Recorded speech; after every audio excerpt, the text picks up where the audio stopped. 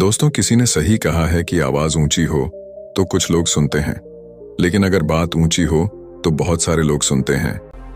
एक छोटी सी कहानी। ये कहानी एक लड़के की 24 साल का लड़का जो सेठ के यहाँ पर नौकरी करता था। उसके माँ बाप इस दुनिया में नहीं थे। जिंदगी बड़ी परेशानी में चल रही थी। वो जाता था, रोजाना पैसे कमा करके घर आता था, खाना बनाता था, खाता था, सो जाता था। एक दिन उसने देखा कि एक बूढ़ा फकीर अपनी पीठ पर 3 ठेले लेके एक शहर से दूसरे शहर की ओर जा रहा था। वह काफी बूढ़े भी थे और काफी देर से वह यूं ही सफर कर रहे थे और आखिरकार कुछ दूर और सफर करने के बाद वह चलते चलते थक कर एक पेड़ के नीचे बैठ गए। तभी उनकी नजर एक नौजवान युवक पर पड़ी जो उसी रास्ते से जा रहा था और वह भी उसी दिशा में जा रहा था जिस दिशा में उन बूढ़े फकीर को जाना था।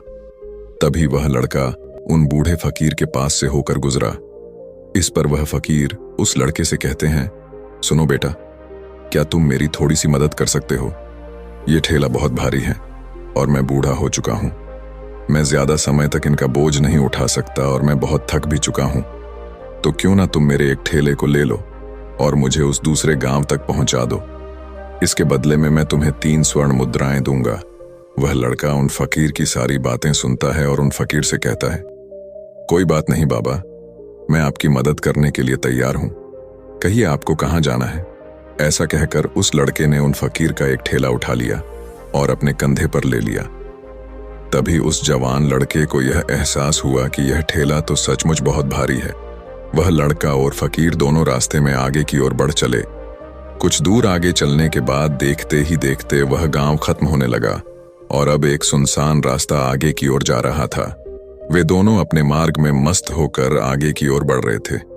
जब भीड़ से पूरी तरह से अलग हो गए तो वह लड़का उन फकीर से कहता है, बाबा, इस ठेले में आखिर ऐसा क्या रखा है जो ये ठेला इतनी वजन है?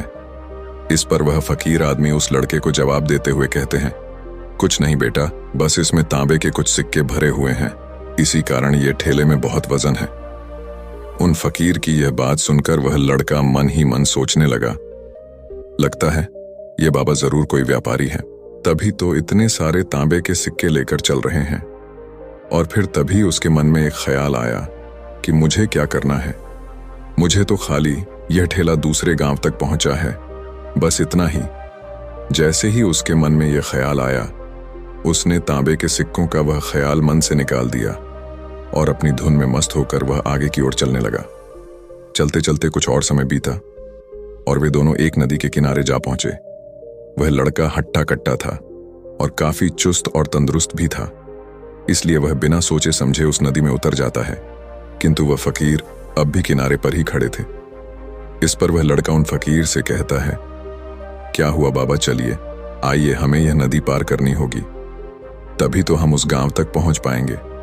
इस पर वह फकीर उस लड़के से कहते हैं, मैं जानता हूं बेटा कि हमें यह नदी पार करनी ही होगी, लेकिन जैसा कि तुम जानते हो मैं अब बूढ़ा हो चुका हूं और 2-2 ठेले लेकर मैं यह नदी पार नहीं कर सकता।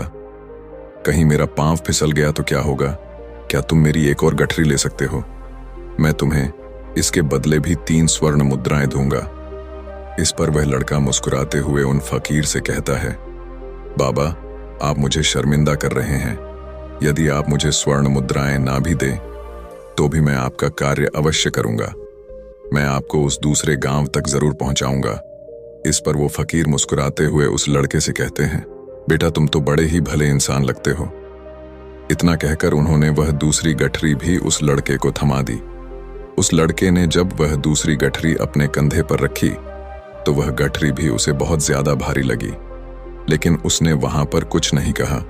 जैसे तैसे उन दोनों ने नदी पार की।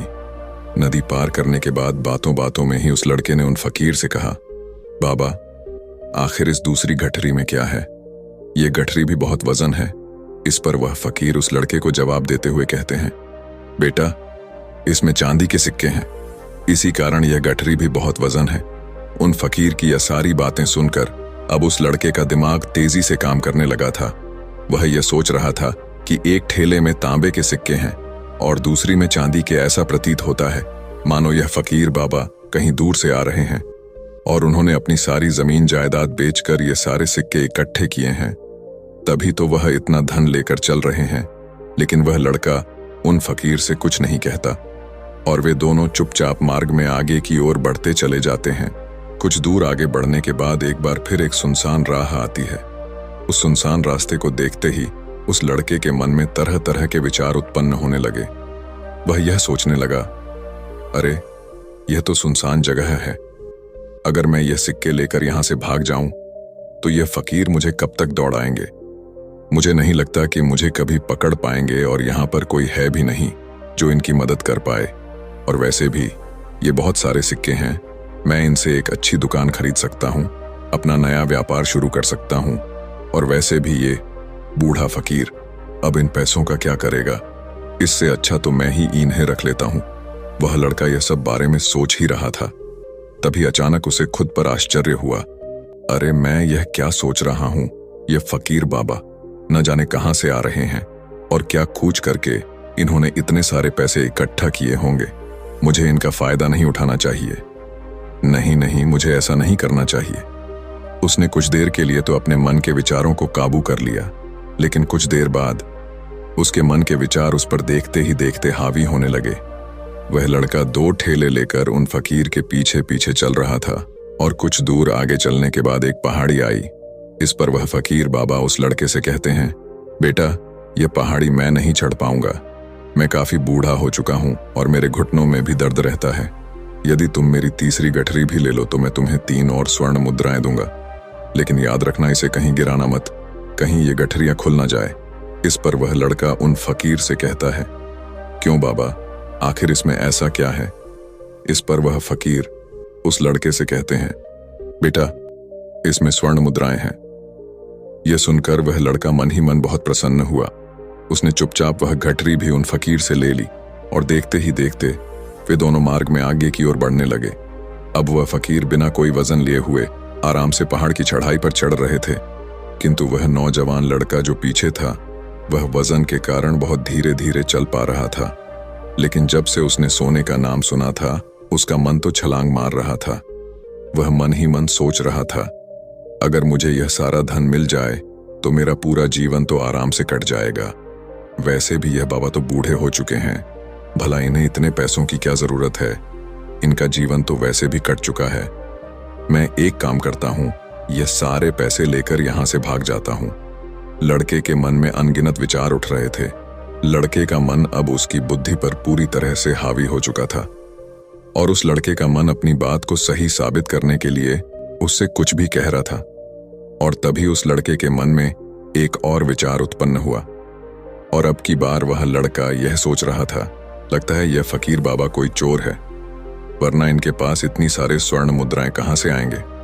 अगर ये कोई व्यापारी होते तो भला ये इस तरह से पैदल यात्रा तो नहीं करते, और अगर इनके पास इतने सारे पैसे थे तो ये कोई ना कोई साधन भी तो अवश्य कर सकते थे। लगता है ये कोई चोर है और चोर से चोरी करने में भला क्या बुराई है। ये सोचता हुआ वह लड़का अब उन फकीर से तेजी से आगे की ओर बढ़ रहा था और देखते देखते वह फकीर से आगे भी निकल चुका था।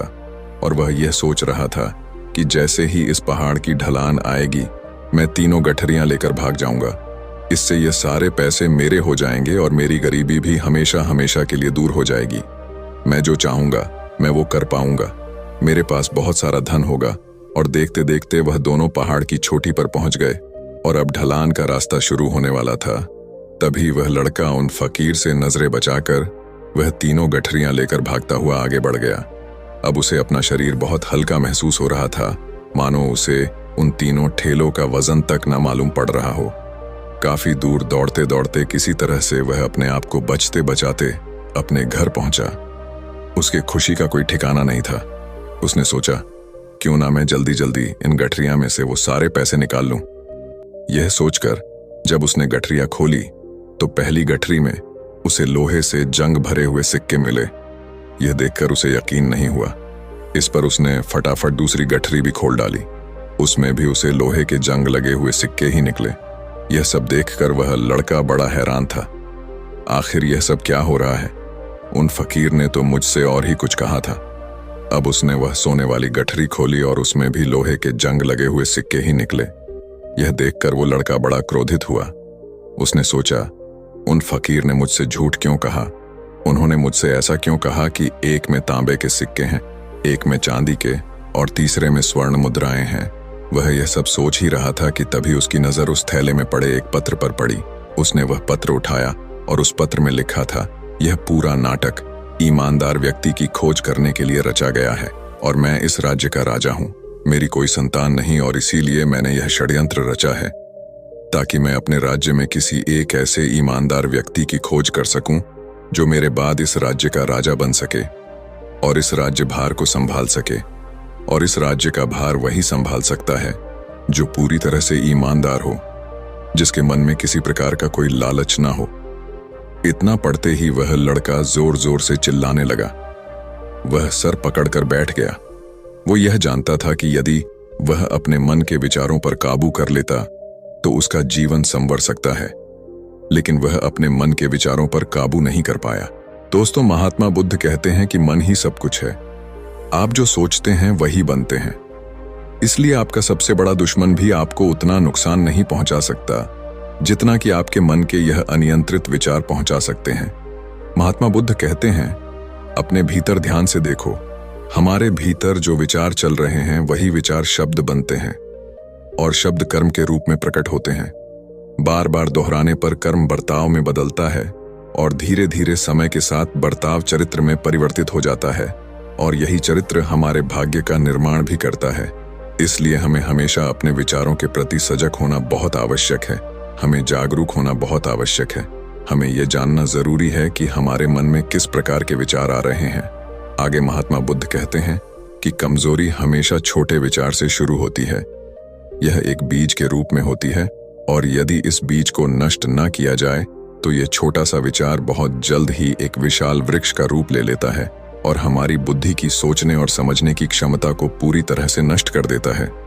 जिस प्रकार आपने इस कहानी में देखा किस प्रकार उस जवान लड़के का मन उस पर हावी हो चुका था और उसकी सही और गलत सोचने की क्षमता पूरी तरह से नष्ट हो चुकी थी, जिस कारण वह यह समझ नहीं पाया कि उसे क्या करना चाहिए और उसके लालच ने उसके भीतर इतनी ऊर्जा भर दी कि वह तीनों ठेले उठाकर इतनी तेजी से वहां से भागता आगे भी बढ़ गया। इसीलिए जब आपके मन में पहली बार कोई गलत विचार उत्पन्न हो तभी उसे जड़ से उखाड़ देना चाहिए, अन्यथा वह विशाल वृक्ष का रूप लेगा और आपको किसी न किसी गलत राह पर वह ढकेल ही देगा। आप चाहकर भी उसे रोक नहीं पाएंगे। लेकिन अब आपके मन में यह प्रश्न उठ रहा होगा कि हम भला अपने मन के विचारों को कैसे नियंत्रित करें। हमारा मन तो इतना चंचल है, वह इतना शक्तिशाली है कि वह हम पर हावी हो ही जाता है। हम चाहकर भी उस पर नियंत्रण नहीं कर पाते। इसका जवाब में महात्मा बुद्ध हमें दो बातें समझाते हैं। पहली बात, सही इरादा विकसित करो। कई बार आपने देखा होगा कि आपके मन में कुछ और होता है किंतु आप कहते कुछ और है, क्योंकि आपके मन के भीतर जो कुछ बसा है वही आपके मुख से बाहर भी निकल रहा है। लेकिन जब हमसे वह गलती हो जाती है तो उसके बाद हमारा मस्तिष्क अच्छी तरह से काम करना शुरू कर देता है। हमारे सोचने और समझने की क्षमता एक बार फिर से जागृत हो जाती है और ऐसी अवस्था में हमें यह एहसास होता है कि हमसे गलती हो गई है और फिर हमारा मन दुखी हो जाता है। हमारा मन अफसोस से भर जाता है और इस भारीपन और दुख से बचने के लिए महात्मा बुद्ध हमें सही इरादा विकसित करने के लिए कहते हैं। इसके लिए जब भी आप कोई कार्य करने जा रहे हो तो सबसे पहले आपको यह खुद से पूछना चाहिए कि जो कुछ भी मैं करने जा रहा हूं इसके पीछे मेरा इरादा क्या है। क्या मैं दूसरों को दुख पहुंचाना चाहता हूं या दूसरों को नीचा दिखाने जा रहा हूं या मुझे खुद को ऊपर उठाना है। खुद से सवाल कीजिए, खुद को जागृत कीजिए। जब आप इरादों के प्रति सचेत होने लगेंगे, जब आप विचारों के प्रति सजग होने लगेंगे, तभी आपके भीतर सकारात्मक ऊर्जा का प्रवाह होगा। तभी आप सकारात्मक इरादों से जुड़ने लगेंगे और आपके मन के भीतर बसी हुई वह नकारात्मक ऊर्जा और नकारात्मक इरादे दिन ब दिन कम होने लगेंगे। परंतु याद रहे, आपको यह हर रोज करना होगा और आपको यह हमेशा ध्यान रखना होगा कि आपको केवल अच्छा सोचना है। आपके इरादे हमेशा अच्छे होने चाहिए, तभी आप दुख और तकलीफों से बच सकते हैं। अन्यथा आप इसी तरह से दुख और तकलीफों में घिरे ही रहेंगे और आप कभी इससे निकल नहीं पाएंगे। दूसरी बात, मन के प्रति सजगता विकसित करो, जिससे आपका मन देखते देखते शांत होगा और आपके मन के भीतर बसी हुई वह नकारात्मक ऊर्जा, नकारात्मक विचार खत्म होने लगेंगे और आप शांति की ओर आगे बढ़ेंगे। और आपको इसके लिए बस इतना ही करना है कि इस पल में जो कुछ भी हो रहा है, आपकी आंखों के सामने आपके भीतर जो कुछ भी जैसा भी चल रहा है, बस उसे देखते रहना है। अपने मन के अच्छे बुरे विचार, अपनी भावनाएं और अपनी यादों पर बिना प्रतिक्रिया दिए उन्हें केवल देखते रहना है, जिससे आपके मन के सारे विचार देखते ही देखते खत्म होने लगेंगे। आपका मन खाली होने लगेगा और आप नकारात्मक विचारों से न सोच से बच सकते हैं और आप इन दुख और तकलीफों से भी दूर रह सकते हैं। इसीलिए महात्मा बुद्ध कहते हैं, जो स्वयं को देखता है वही सबसे बड़ा तपस्वी है।